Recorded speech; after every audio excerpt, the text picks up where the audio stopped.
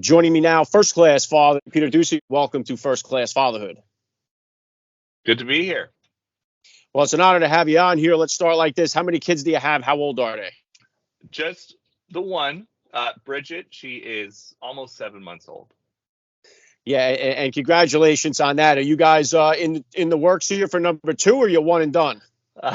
Maybe someday. Just the one for now. Yeah, very cool. And did you guys find out you were having a girl? Or did you wait to the end? Did you find out when she was born? We did find out, and it was a big secret. The whole thing was a big secret that I somehow managed to keep, even though I was up with my dad at an Elton John concert in New Jersey between the time that we found out and the time that we could tell anybody. So it was a big secret, but the best kind of secret. Yeah, very cool. So far here, about 7 months in, how has becoming a father kind of changed your perspective on life? You know, it's changed my perspective because a lot of the issues that we talked about and talk about all the time when there are issues of policy, like here at the White House and the White House briefing, when you're with the president, I've always known that they are important and I've understood why they are important, but I've never really felt why they are important personally. And so a lot of the big things, no matter what it is, having an almost 7-month-old kid, I know that 20 or 30 or 40 years from now, the decisions that are being made at this White House at this moment are going to affect her as a kid, as a college student, as an adult, as a parent herself someday. And so I think my perspective has changed in that way. I'm not just asking for me or for my audience, I'm asking for my kid. Yeah, really well said, Peter. And, that's one of the things I do focus on this show a lot is the fatherless crisis that we do have going on in our country where, we focus on all these other political issues. But if we don't get more dads back in the home and strengthen our nuclear family units in this country, I think no matter how many things you try to change, I think if we don't have that foundation of the family, I don't really think you're going to really change too much. I think you're just running around in circles. And we know how important that is. And my wife and I are lucky enough where we both have very demanding jobs, but we are both able to get a ton of time with our daughter, whether it's, if somebody has to work really early in the morning, we'll get the afternoon. Or if somebody has to work late into the night, that person gets the morning. And so we really make an effort to spend as much time with her as possible because she's never going to be this young again. Yeah, I know it. And so that was my next question was going to be, how has it been so far for you balancing being the White House correspondent for Fox while being a dad? It's been an adjustment for sure, but my wife has been really, really great about taking on more of the load, especially if I have to travel with the president. But as long as I can get home before bedtime and kiss Bridget goodnight, it's a good day. Yeah, very cool. And I had your father on the show here last year, just about this time last year, and asked him about, I'll play this clip here so my listeners can see. Obviously, your son Peter has been crushing it with his position as a White House correspondent, following in your footsteps. He's at Fox with you. You got a father-son duo going on there. So what has it been like for you as a dad to watch your son, become a White House correspondent, do such a great job that he's doing? Right. Alec, what's crazy is even though I've known him for 33 years, Kathy and I will be here in the house and we'll be watching Bret Baier's special report show at 6 p.m. Eastern time. And sometimes we're watching and there he pops up from the north lawn of the White House and he's talking, and then he's talking to the president, and he's talking to other people. And then at the end of it, I'll think that was a good story. Wait a minute, that's our kid. Can you believe that's our kid? And, he's got a great job and he does well because he's got a natural curiosity and he asks interesting questions that nobody else asks. So, he's doing well and we couldn't be prouder. And ultimately, when it comes to Father's Day, I think, everybody's proud of their kids when they do stuff. When you realize, what? I think my kids were paying attention when they were growing up because I can see something in them that they got from me. or they got from my wife, or they got from somebody in our family. And that means a lot because it's all about legacy. Yeah, it was so cool to have him on the podcast here. Now, what lessons did you kind of get from your father? Number one, about journalism, and number two, of course, about fatherhood. Well, the importance of being there. I was lucky to have a dad who worked on a morning show, which meant that he was never there during breakfast, but he was always there when I got home from school every single day. The whole time that he was doing Fox and Friends, I would come home, whether it was from practice or from debate club or from whatever it was, and my dad would always be there, and we would have an opportunity to spend a lot of time together.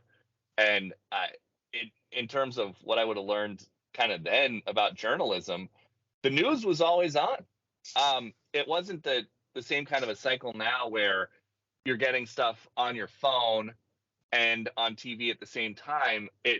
Things were a little bit delayed, and every single night we would have dinner at about 6:30, and we would have the 6:30 newscast on. And as a kid, to understand or to kind of just get caught up on what's happening in the world, I think that has benefited me a lot, because when you start this job in your 20s, there are people who are on the same beat, who were actually covering this story that I was listening to while I was having my second helping of mashed potatoes during a growth spurt sophomore year of high school. So you got to know. And so I think that was the ultimate master class for this job. Yeah, very cool. Have you brought your daughter to the White House yet? Has she made her first White House appearance yet? She has not made a White House appearance yet, but when she does, it will be widely covered. I wanted to ask you about that too. I remember I have 4 kids. My oldest will be a senior in high school this year. But I remember the first time being left alone with my son, or the first time I went out of the house alone with him. What was that experience like for you? Like the first time that you were alone with your daughter, or you had to go out or travel with her. What was that like for you? A little nerve-wracking. The travel, especially because it's one thing to hold her, but to then put her into a car seat. There's nobody there from the store to say, "Oh, the car seat is buckled on right." You just have to kind of make sure yourself. So I think that was the most nerve-wracking part. But we've been really lucky because we have a very sweet daughter. She's very curious at just about the world around her, and she's always laughing, and so that makes it a lot easier. If I hear her laughing, I know that I haven't totally messed anything up that day. Yeah, and I'll tell you, man, I remember my wife and I looking at each other the first time we left the hospital with our oldest son, our first son, and we looked at each other and it's like, that's it? Like they just give you the bag and they say, good luck, and that's it. You're on your own. It really is a little overwhelming at the moment. Yeah, and we had the moment that we had when they handed us the baby. It was the first week of February, and the car had been parked outside first week of February in the DC area. My wife and the baby were waiting at the front of the hospital for me to bring the car around. You don't think about how cold the car gets before you're going to stick a baby in it. And it takes a couple minutes to heat it up. And it's like, okay, well, has the car heated up enough? What is the internal temp of the car at this moment?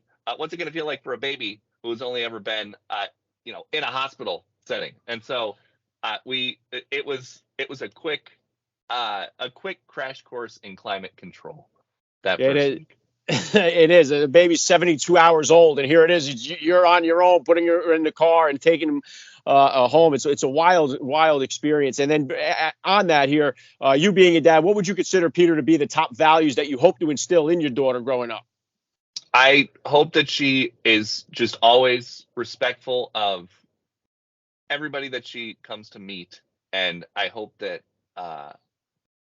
I hope that she's always respectful of everybody that she comes to meet, and I know that she will be.